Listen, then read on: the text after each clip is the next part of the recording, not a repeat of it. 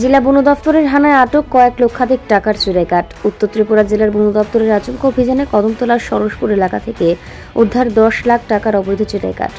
জানা যায়, গোপন খবরের ভিত্তিতে উত্তর জেলার বন দপ্তরের কর্মীরা কদমতলা থানার পুলিশকে সাথে নিয়ে শুক্রবার কদমতলা থানাধীন সরসপুর গ্রাম পঞ্চায়েতের 1 নং ওয়ার্ডের তপন শর্মার বাড়িতে গোপন অভিযান চালায় এবং অবৈধভাবে মজুত করে রাখা বিভিন্ন প্রজাতির গাছের 250 ফুট চোরাই কাঠ উদ্ধার করা হয়। বন দপ্তরের এই আচমকা অভিযানের আজ পেয়ে বাড়ির মালিক তথা কাঠ মাফিয়া তপন গা ঢাকা দেয়। এদিনের এই অভিযানে উপস্থিত ছিলেন জেলা বন আধিকারিক সুমন মাল্লা, মহকুমা বন আধিকারিক অশোক কুমার, রেঞ্জার সুপ্রিয় দেবনাথ, মহকুমা পুলিশ আধিকারিক দেবাশিস সাহা, বিভিন্ন ফরেস্ট বিটের বিট অফিসার সহ কদমতলা থানার পুলিশ। সরসপুর গ্রাম পঞ্চায়েতের 1 নম্বর ওয়ার্ডে একটা বাড়িতে প্রচুর পরিমাণে চোরাই কাঠ জব্দ করতে পেরেছি।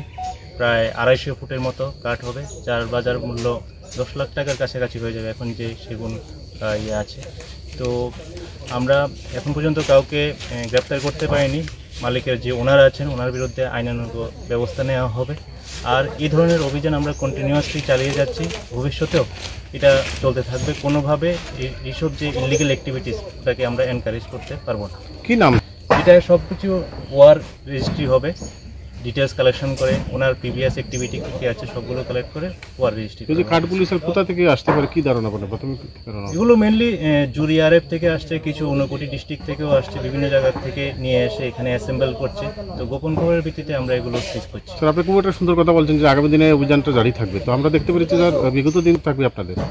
আমাদের অলরেডি প্রপোজাল দেওয়া আছে যে আরেকটা চেকপোস্ট করার ব্যাপারে, কারণ যে পোরাস বর্ডার যেটা আছে ওটাতে আরেকটা চেকপোস্ট বসানোর আমাদের প্রস্তাব অলরেডি দেওয়া আছে। আশা করি ওটা হয়ে গেলে পরে অনেকটা এই যে ইলিগাল অ্যাক্টিভিটি রেস্ট্রিক্ট করা যাবে।